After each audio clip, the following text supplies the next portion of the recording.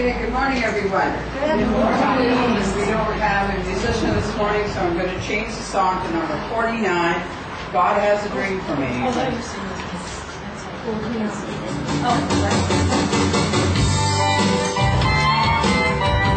God has a dream for me, if I will let it be. God has a dream for me, if I only listen. When God has a dream for me, it lets me be all I can be. God has a dream for me, if I open my heart. When all dreams fade and die, and my heart runs wide, wide, God finds a new dream for me, if I open my heart, my mind, my hand.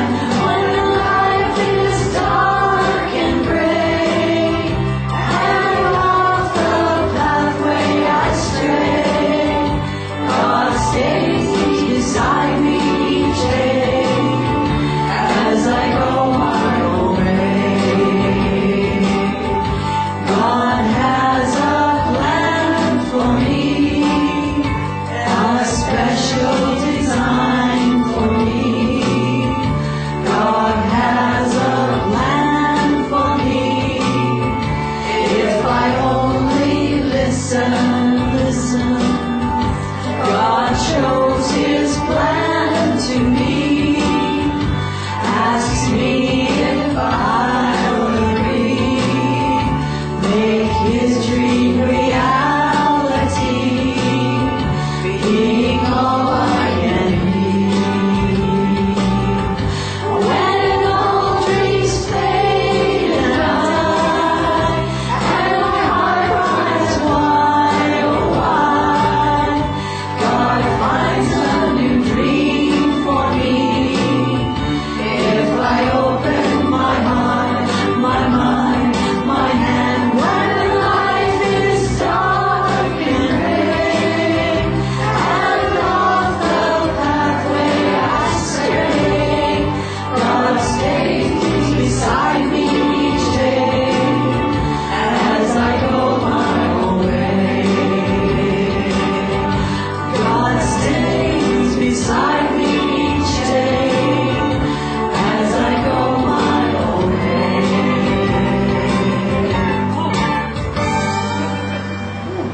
Well, good morning. This is the day that God has given us. Let us rejoice in. Glad that we're in it.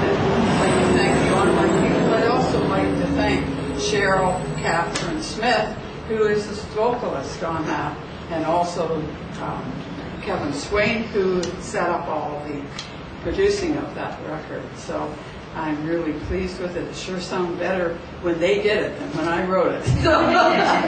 And I'd like to tell you, God loves you, so do we. Give your neighbors a hug and say, glad you're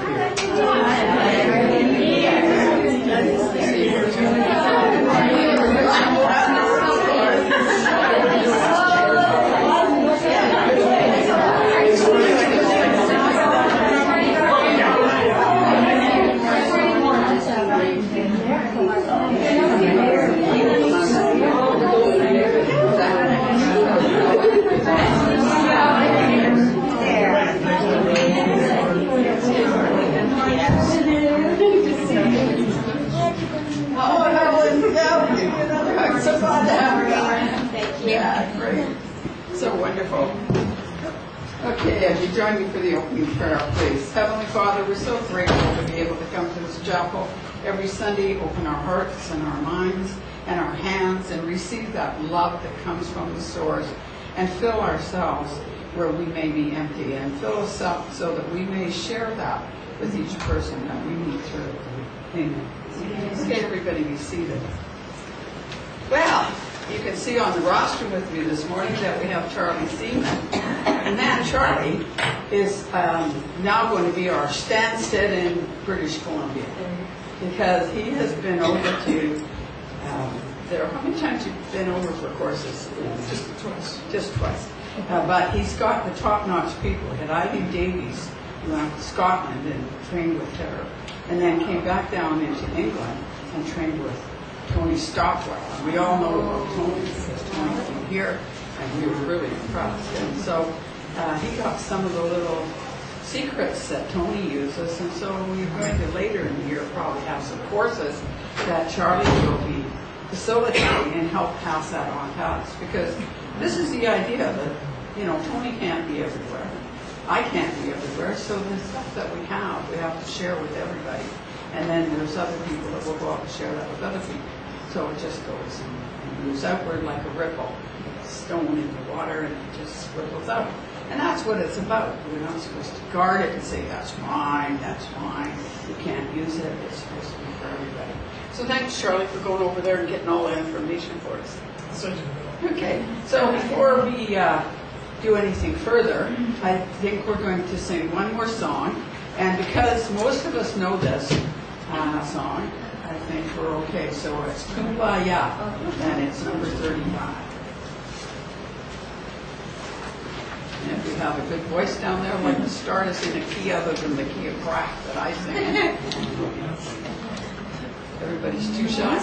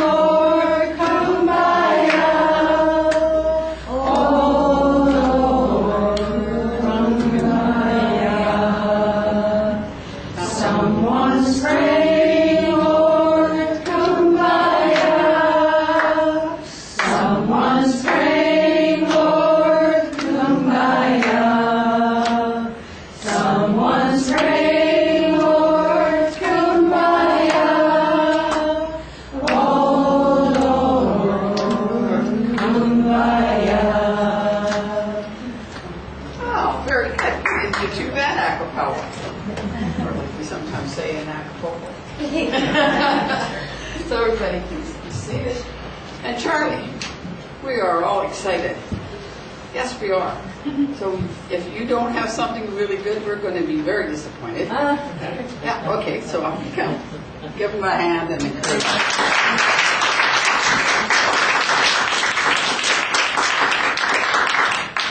If it isn't very good, we'll just give it back to Barbara. See what happens in a couple of minutes. No, I really didn't want to get up here today and talk about myself, so I won't. I will talk a little bit about the experiences of working with Eileen Davies at Kingswell Centre in Aberdeen, Scotland. With her, she had a fellow named Glenn Edwards, who is known as the modern philosopher of the spiritual world. A man from Yorkshire who's been involved with the spirit world since he was 16 years old, which is now 48 years ago. And he's absolutely brilliant. I sit there and listen to him all day long, 8 hours a day.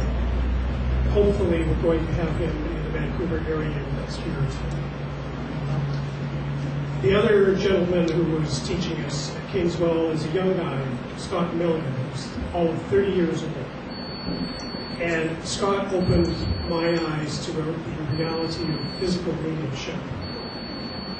He is probably the finest young physical medium in the world. And what physical mediumship means is that the phenomenon of spiritualism is seen by everyone in the room. That is, in mental mediumship, which is what I do, Barbara does, the knowledge is known to the recipient of the measure of the sinner. In physical mediumship, everyone will see what's happening. If they don't all see it, then it doesn't exist. And we had things like children's toys playing on their own. We had pillows moving themselves across the room. We had trumpets flying around the room. We had direct voice communication from the spirit world to one of the ladies sitting there who recognized the actual voice of her own mother. We also had a full-size leather armchair moved through a solid wall by itself. Now, when you think about those statements, they sound pretty incredible, and they are. And even though I could see those things and hear those things with my own senses, it was still really, really hard to believe that it actually happened once it was over. Did I see that? Was that reality? I sat there in my chair looking at it for about 10 minutes afterwards, thinking, I don't believe what I just saw and heard and felt and knew. But it happened. And I walked away from there with a sense of skepticism that said, how did this happen? Because in our physical world here, we have to have an understanding of how things work before we can accept them. Even though, as a spiritualist, I can accept them, the reality is we don't understand all of the realities and all of the things that are possible. And that's the key to it. To stay skeptical, but to accept that which you know is true. And hopefully Scott will make an appearance here in Vancouver in the next year or two. When I went to Stansted, which is just north of London, to the Arthur Findlay College, we had 120 students there for the 7-day period. And with Tony Stockwell were 7 other very, very good tutors who were all accredited by the Arthur Findlay College. We had Irene McGilvery, who will be here in Vancouver next May at the Universal Brotherhood. Eileen, by the way, will be back at the ISA next May. And Tony will be back in Vancouver next fall for probably a 5 or 6 day retreat. All those details will be coming out towards Christmas time. Some of the other tutors who were there that I've worked with before, Libby Clark from Wales, Helen DeVita, who's a lady that I've worked with online for 4 years and never met. It was so interesting because the people that I know from the online world are exactly as they are in the online world in reality. People said that to me too, because when I first walked in the doors of the college, it was really nice to be known when I walked in. People recognized my name. And 3 of the students that I have online that I've been working with for a couple of years now were also in the course. So it was so gratifying to know that the work that I've been trying to do over the years is starting to have an effect, and also have an effect on me. So at that point, I want to take it back to the philosophy from Glenn Edwards and another lady named Mavis Patilla, who is one of the world's great mediumistic teachers. And Mavis has a wonderful line for all of her students. My soul and my body are one thought. And I think that's the point that I really arrived at when I was in England this time around. I was there for a full month. I got to have a week in London afterwards with my wife, going around just having fun, looking at things like the crown jewels. If you haven't seen them, make sure you see them once. Absolutely incredible what the human is capable of, and what nature is capable of.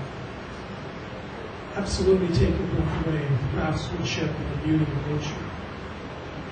Things that we've never seen before. And relate that back to the seance of Scott, and a seance that we had at the college with a lady named Jill Andrews, where, out of nowhere, lights shot across the library of Stansted Hall, inside the room. Lights that formed on their own through mediumship with Jill. Now Jill is just learning how to do her physical mediumship. And when you sit and you watch these things materialize out of nothing, literally, you become aware that the realities that we find when we go into our altered states of mental mediumship become real. And this is where the soul is taking me on my own particular journey, which is the part that I'll talk about, which is personal to me and personal to all of us. To think that the soul, the spirit, the mind must become one to become spiritual. So often we talk about the idea that, well, she or he is on their path. This is your journey. Well, what does that really mean? To me, it's such a big premise that, oh, well, I must be on the path. Well, what is a path? A path, the yellow brick road, according to Dorothy. That was hers. Each one of you is on your own, whether you know it or not.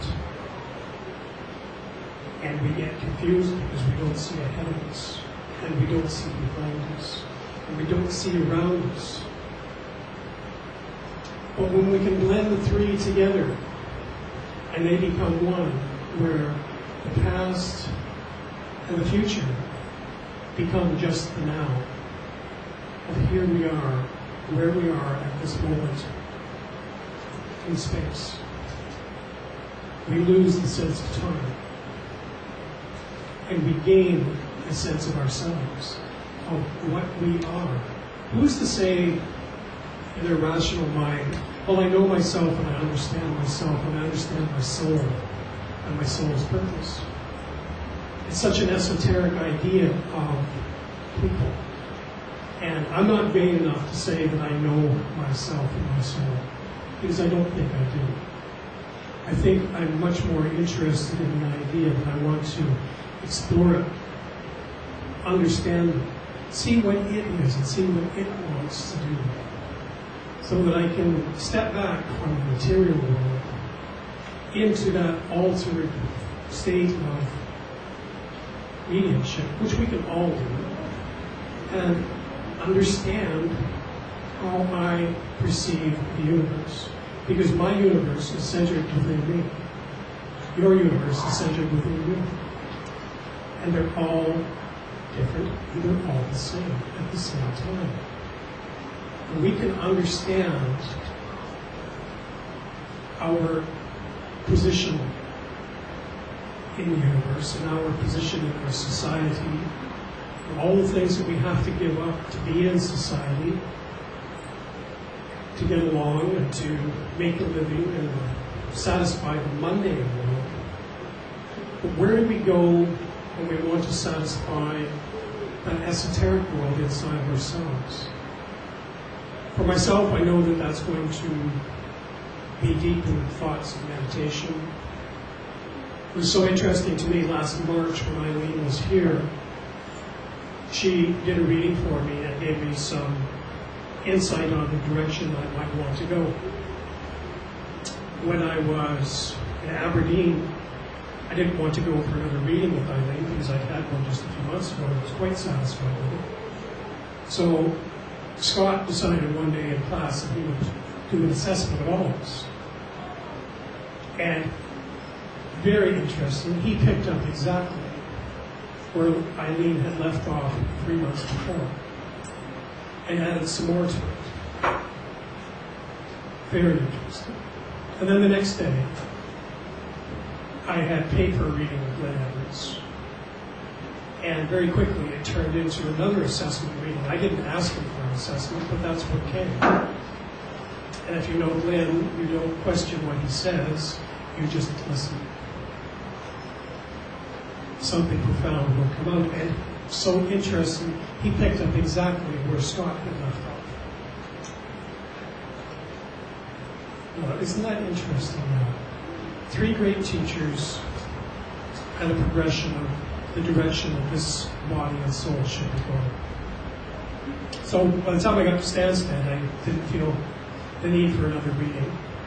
I was very worn out from the first course, so in the second course with Tony, which was much more a public course, public mediumship demonstrating of the wonderful charisma that he has on stage, where he is trying to show us what it's like to be a great TV star, which, as I said to him at the end, I'm not Tony Stockwell, I'm just trying to see him. I'm quite happy with that. But I came back to Vancouver, and I was having lunch the other day with one of my teachers here. And what happened? She added to what Glenn Edwards had told me. And I looked at her and I said, that is just the greatest bit of progress that I have seen in myself in years. And I related to her the whole story of the 3 readings that I had previously and what she had just told me about how to blend all of that together to continue to work, to continue to move forward in life.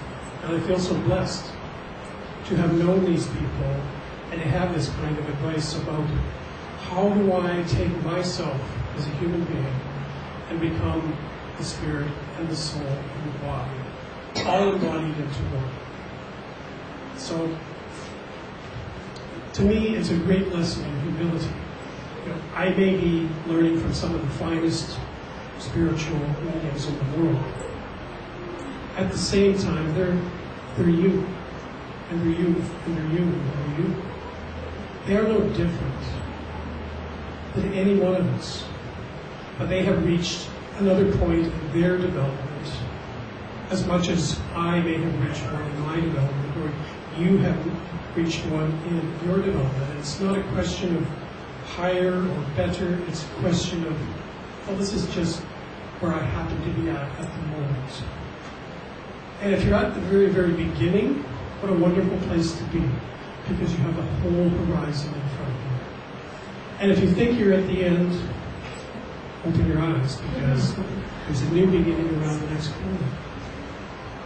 It will never end in the journey of the soul.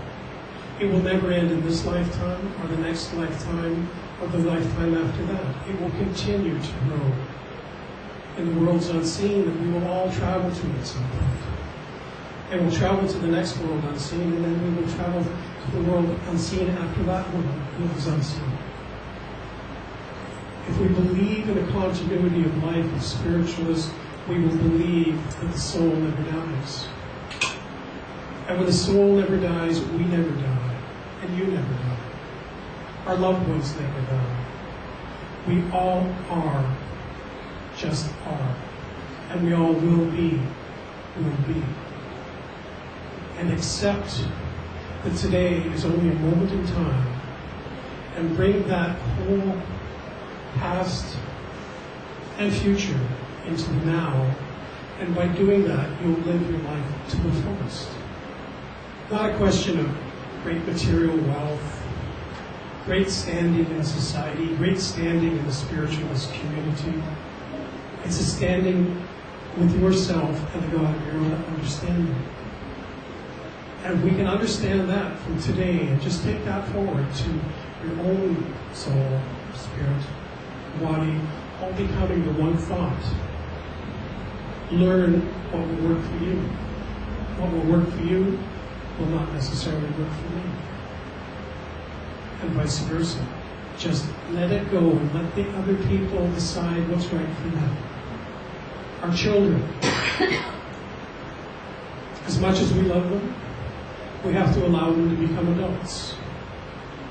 Many of us are at the stage of life where our young adults are doing things deliberately to irritate us, because we are the dumbest people ever. I've been told that. I was given the title at one time of worst father ever by a lovely young lady who is now Miss British Columbia. She's trying to take those words back, and I have a good laugh every time I remind her of it. And she has gone her own way. She has understood what she needed to do to become a wonderful young lady. And she is working on that now. And that is so much more to me than her standing here with me. She's standing there with herself and her own soul. And my other daughter the same. A little bit younger, a little bit more thick-headed like her dad. And she is now about to embark on re-educating herself so that she can have a nice career. Because she sees the value of understanding herself and understanding what she needs. And she's given up some of those teenage trappings of, I am the smartest person in the world. It's a progression, isn't it? It always is a progression. The spiritualists, when a lot of us reach this point of our life where we want to have more out of life than the mundane world, we look for that makes our heart whole. And for myself, in the next couple of years, it will be that journey of the soul. And from there on, probably more of the same for the rest of my life. Thank you for listening.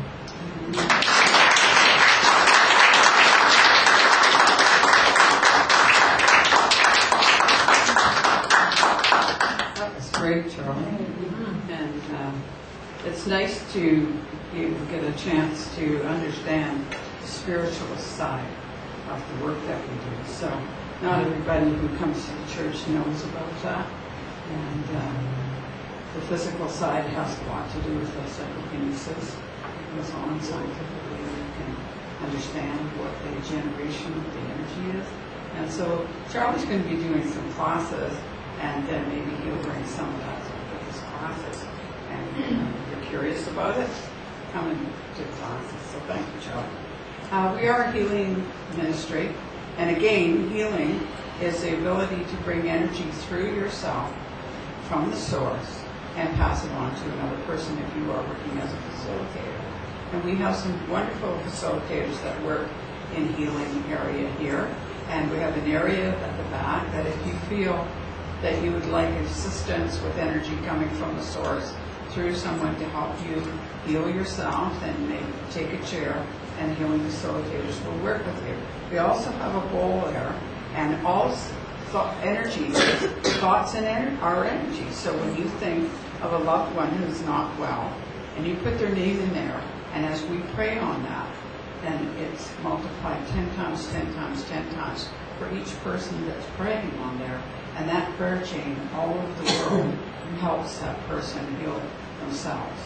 So I would ask that if you're not feeling that you want to go back into the circle, that just sit and relax and allow that energy to come through yourself, because even if you haven't got anything wrong, like me, I'm perfect. It can just help keep you that way. So isn't that wonderful? So we will just allow that energy to come through and heal ourselves and pass that through. Patient here, change tape discs.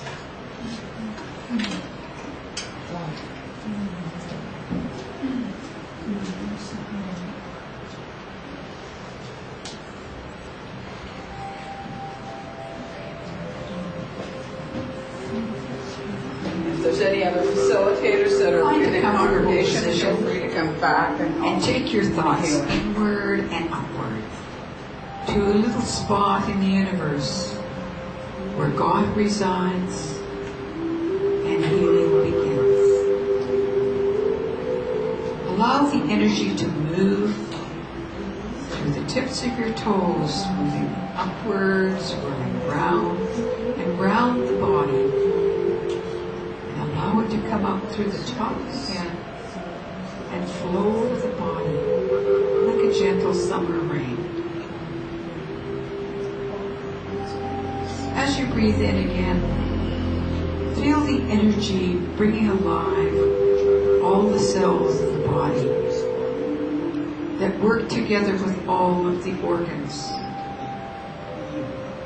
And allow those organs to be like a wonderful symphony concert orchestra that play their instruments independently, but they play with such harmony and such rhythm that they are working for the whole beauties of the piece they are playing.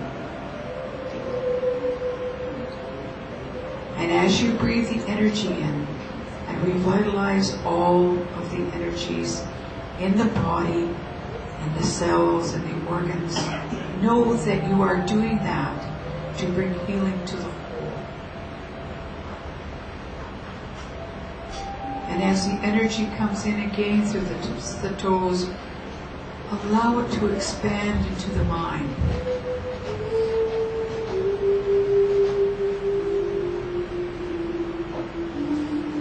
Let the mind open and be receptive. Let the mind be positive and be healthy, so that it may touch the dreams, the ideas that God has to make you all that you can be. Allow those dreams, those thoughts, those energies to come through the mind to healthy growth, so that they will grow and produce the dream that God has for you.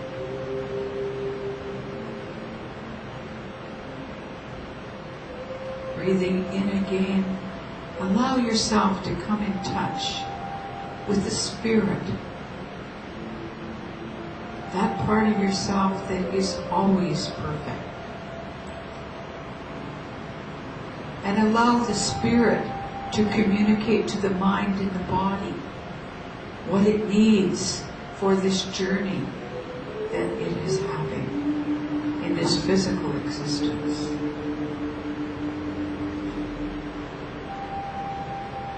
And as you have healed your own self, body, mind, and spirit, be like a pebble in a great pond of energy, and allow your energy to move forward and ripple outward, and let it touch each member in the room. And joining together, allowing the energy to draw through everyone to facilitate the healing.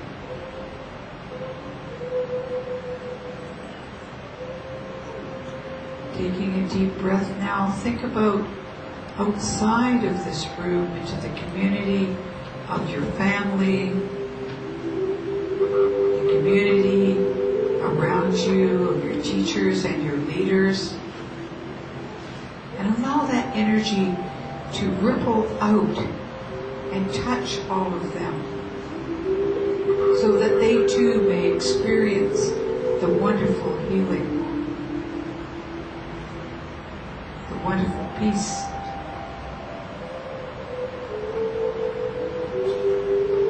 Allow that energy now to go forward into the world, and not only touch the world's leaders, but to touch the animals, the vegetation, the waters, the atmosphere, so that they may be healed. And let us be thankful to the animals and the vegetation and the minerals that give of themselves and serve us so greatly and feed us so well.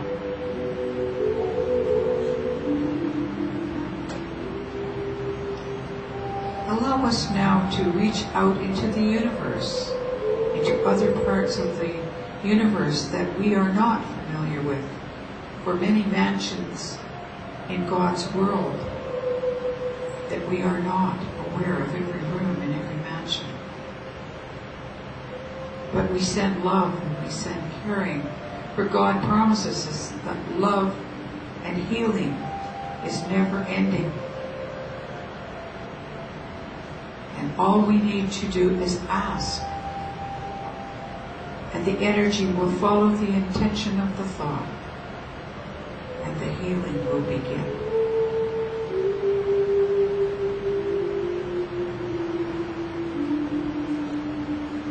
Now, as we circle back to the seat of the soul, take a few moments just to sit quietly before you come back to your everyday, workaday world, to enjoy the tranquility and the peace of the healing area of your garden, the inner garden of healing.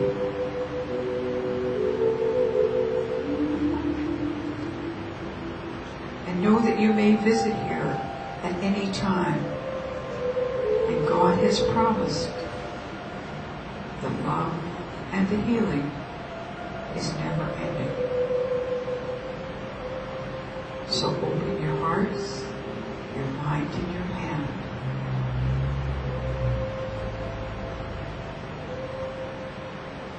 God bless you, and He sends His angels to keep after you.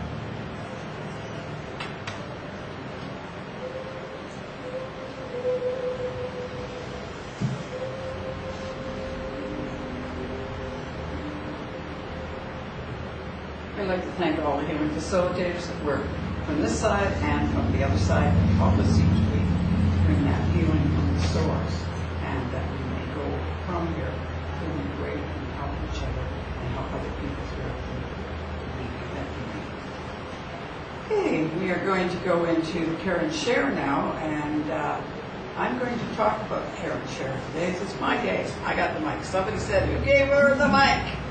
Don't give her the mic, because she just stays there. But I'd like to talk about next week. Next Sunday is the day, as far as I'm concerned, that is one of the most important days of this chapel, and that is our Spirit Memory Day. It is a day when we think about all those friends and family that have passed into spirit, and even worldwide, people who have given their lives to allow us to be free. And we have a beautiful candlelight service and a little box where everybody can bring a little message, and they can put it in the box and say, "Hi, Dad, I miss you, I love you, I'll never forget you, you're a great dad," whatever message that you want to give to your loved ones, instead of waiting for the message that they give on Sunday morning.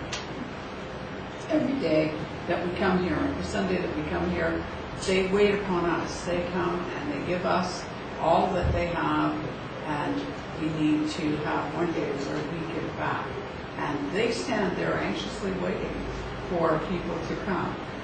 Would like you to pass this on to all your friends, especially people who have lost somebody in the last year and are going through a tough time, to please come and then participate. And if they do not want to come to the chapel, to give you a little note to put in for their parent or for their loved one or their child, whatever person that they are missing. And we will also put it on Facebook and put it up on they're asking people if they would like us to put it in. Now, we usually have some nice music, and you come and you light the candle, and as you light the candle, you think about all the people there, and it's a very, very moving service. We ask people to bring pictures of their loved ones. We've had some beautiful pictures. Maureen brought her daughter, who she lost, and we've had, when we used to have one of our other dear friends here, he brought a picture of his wife. Do you remember when we had, and we met his wife? He said, "Do you want to come and meet my wife?" And I said, "I'd certainly like to meet your wife." So over I went and met his wife. And we have a lot of dear friends that have left the spirit, before the spirit world, from our chapel, and that are there, and that they are all waiting for us to say hello and be able to get a little message from us. So why do we do this? We do it because we want to be aware that life does continue on. That is a continuum. And we were there before we got here. We're here for a period of time, and then we go back and we take everything with us. We go back into the perfection that we were, And we go back with that with none of the pain or any of the crazy ideas that we have as humans on this earth plane. We go back to being in pure spirit, and we're there then to help others that need our guidance from what we learn, and we can come forward and help people in that way. So we want to kind of acknowledge also the people. Now I'm really feeling that this year is a very important time because there's so much unrest going on right at the moment.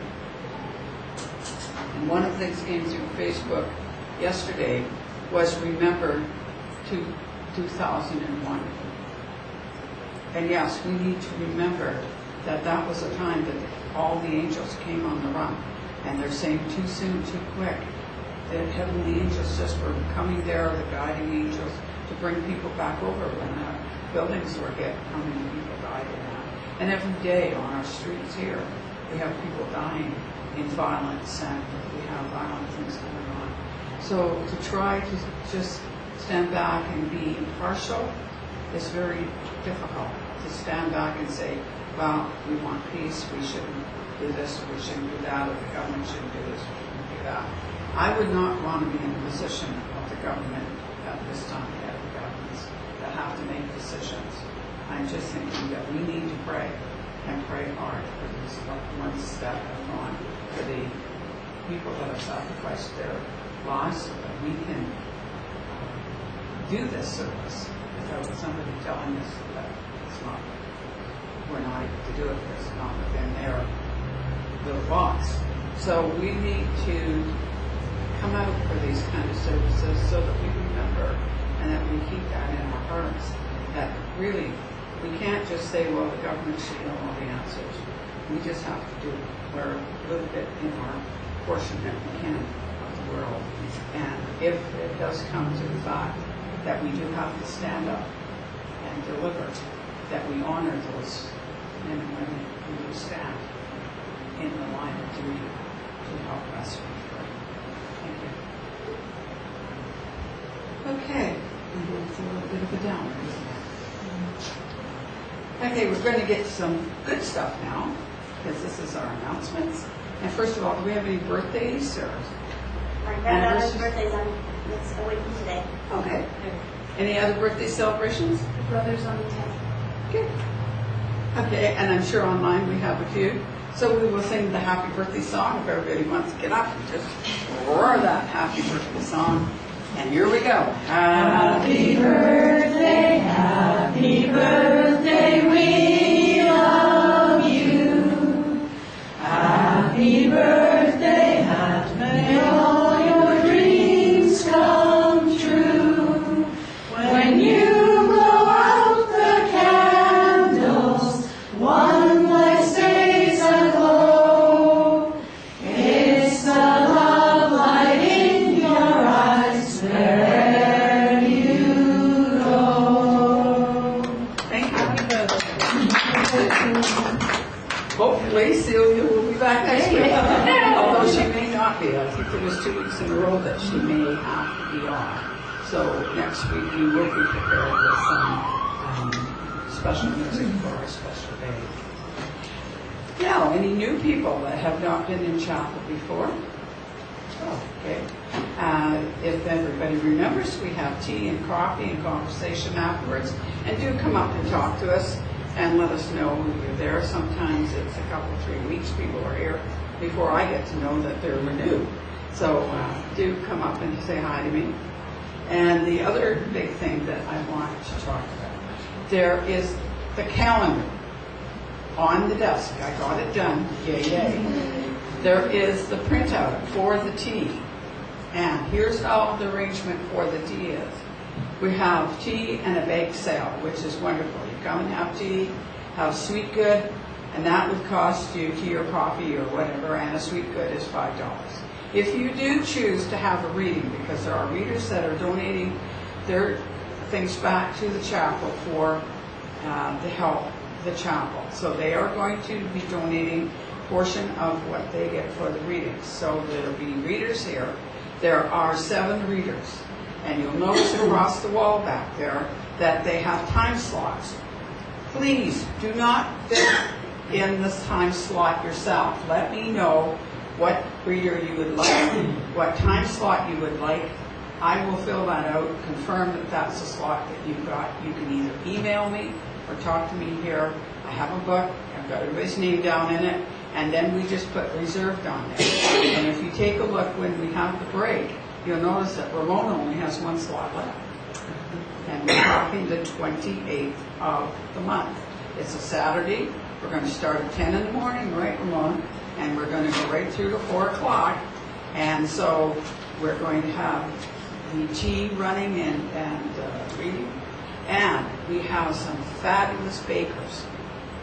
We have one gal that came and talked to me last week. She's a professional baker.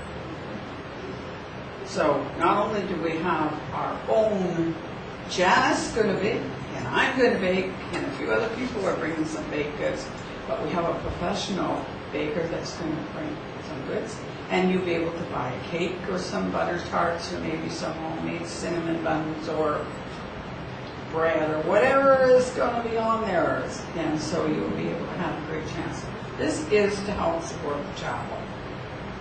This is a fundraiser. So try to pass it on to your friends. And if you do have friends that would like a reading, this is a chance for them to get it. Now, instead of having 15-minute readings, we are going to have half-hour readings. That gives you a good reading, and it gives you time to talk for a couple of minutes, maybe to the person, about what your reading was about, rather than just get in the chair and all of a sudden, bing, bing, the thing's over, and you're gone. So you will have a good reading for $25. And so that will, instead of coming in and saying, oh, well, maybe I'll get a double reading for 30 and da-da-da-da. So you will be able to get a proper reading right up front. So look those readings up. Everybody has somebody on their list already. And so we've got till the 28th of the month, so it's good that we've got it. Okay, now on next Sunday, not only are we having Spirit Memory Day, but in the afternoon at 1 till 3, we have what we call the message circle. We have 2 readers that are coming in. 2 of the readers that are there are going to come in to be in the circle, and we'll be giving messages to everybody in the circle. It's $10 on the drop-ins to the circle. We cut it off at 20 people, and they will give a message to everybody, and that will take the time between 1 and 3.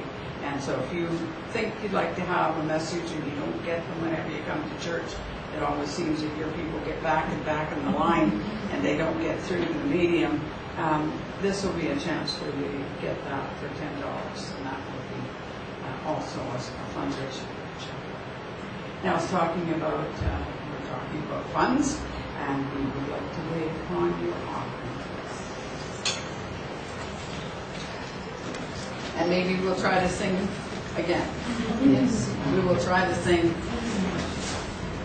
the song, the garden song. Okay. Of the hearts you give to me, in your garden I give back to thee. Spirit, life, and energy, creating more prosperity. In one condition only, doing all you ask of me. I receive of what I sow, 100 times this will grow. Heavenly Father, we thank you for these free will offerings, and we ask that you guide us to use them to the highest and best to the use of this chapel, the community at large, and all of the people here.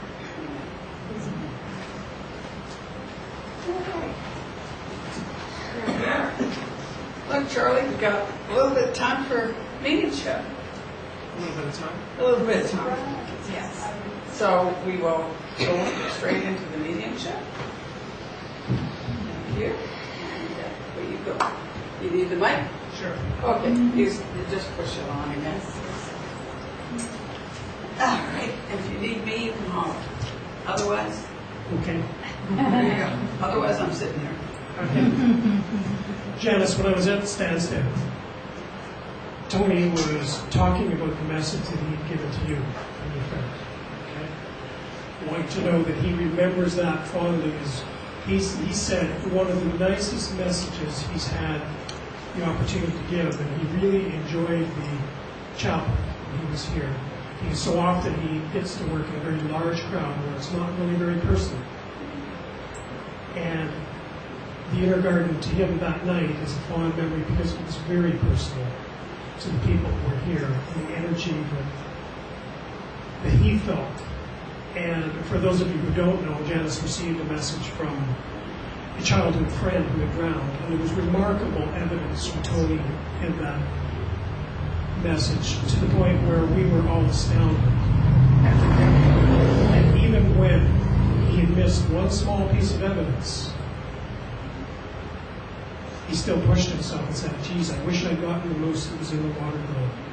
All the way to the water globe that Tony saw, because he was in the moment, those 35 or so years ago, where he became one with you and one with the spirit of your friends. And I know that that message has changed your life in a very, very nice way, because it was that moment that when he touched your soul with your friend, you realized that it was all real, and that you understood all the things you've been believing in all these years. They came true that night. They did. Your friends are here. Your relatives are here. And now that you know that, you can move forward. You can let it go. You let go of the past heart that you were holding on to, because it was such an awful tragedy, as it is when anyone passes away. And I know that I'm going to be working differently today. I'm going to be working without a lot of direct evidence from Spirit, because I'm trying to use a little bit of a technique that Glenn Edwards taught me about soul-to-soul communication. And the next time you look into a book and open up a magazine and you see a lily, I want you to take that lily into your... Okay. I want you to take that lily into your being. I want you to become the lily of that image. You've already been there? Nobody knows this. Okay, don't tell me then, please. Everyone knows this in your reality. This is what we were talking about earlier. That it is real. That reality that you already perceive, that you know about, is real. It's not just your imagination. It is all about your reality and your understanding of that reality. That it is going to come up and it's going to touch you. You must allow yourself to become that.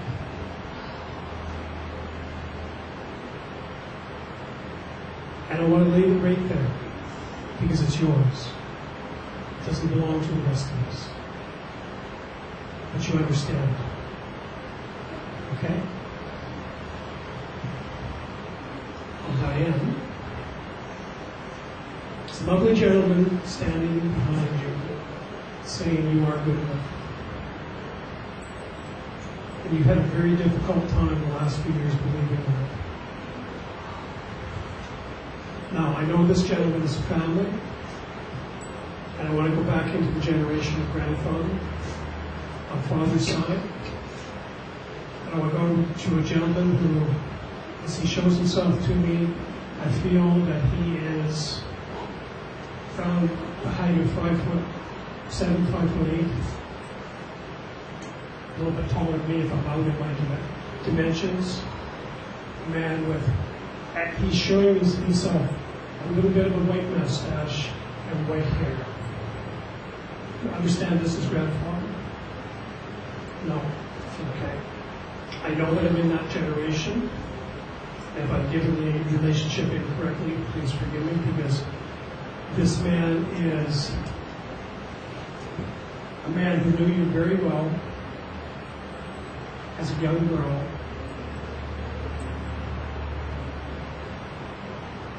He was a working class man who liked to dress in comfortable clothes, flannel shirts, jeans. Got a white chest hair popping out of his shirt as well. And he tells me he's from the country.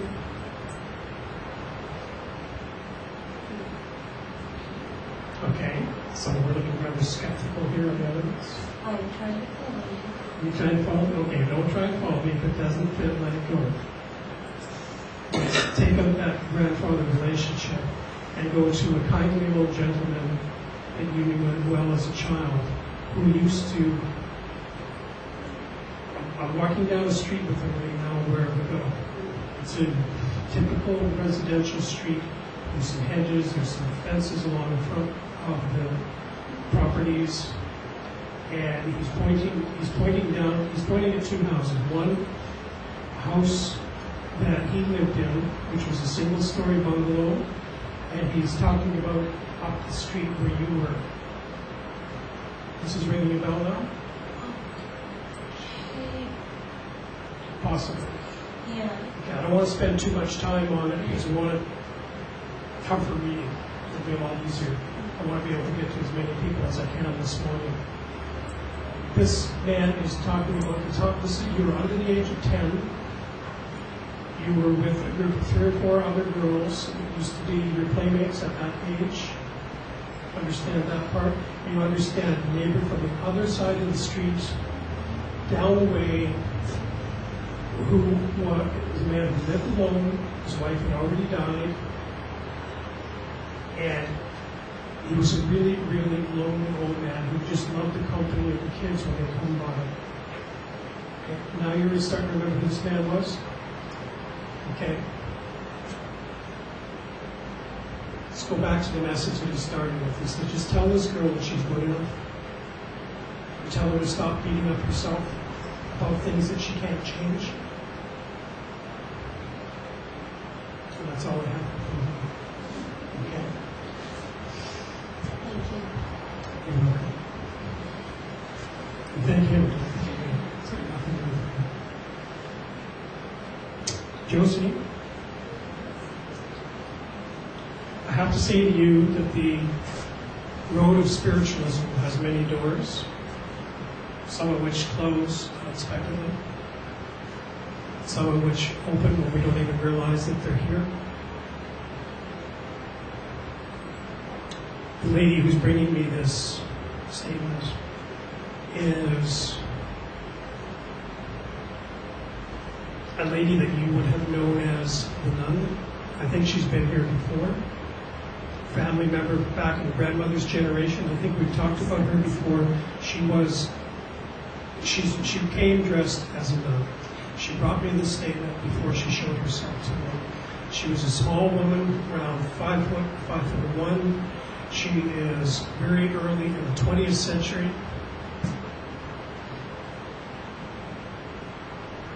And she was the philosopher of her time in the family. She was the lady who kept most of that philosophy to herself, but it is known to some members of the family that of who and what she was, that she had a very different purpose in life that she didn't share outside of the church. You understand who this is? No? Good. Is that all right? Okay. What's important today are the messages, is not the evidence. This message about the doors opening and closing are all about the work that you're trying to do, and I know a little bit about Josie and what she's been working on with her healing. For those of you who don't know, she's a fabulous natural healer. She talks about this door that opens and closes. Don't question the reasons why they open and close. Just accept that that's what they are. Accept that you're meant to change directions. from time to time so that you will broaden your base of your reality, and that you will only become who you want to be through experience.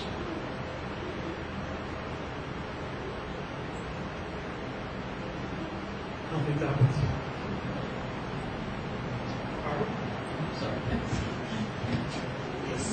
Meditating here, I guess. Gone into trance, I don't know which. Next thing I'd be snoring. Okay,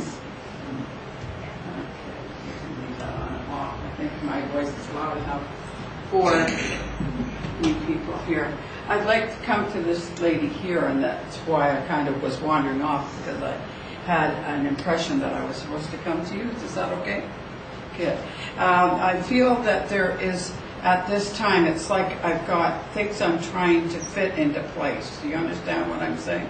And that I need to do a little bit of adjusting. Now, I don't know if this is with attitude or other people's attitude or whatever, but there needs to be a little bit of adjusting done to be able to make it fit. Now, it could be to do with time as well. You may have to adjust your time or make things the way that you get things ready to the way that you want them so that they'll fit together. And I feel that there is a lady in spirit, and what I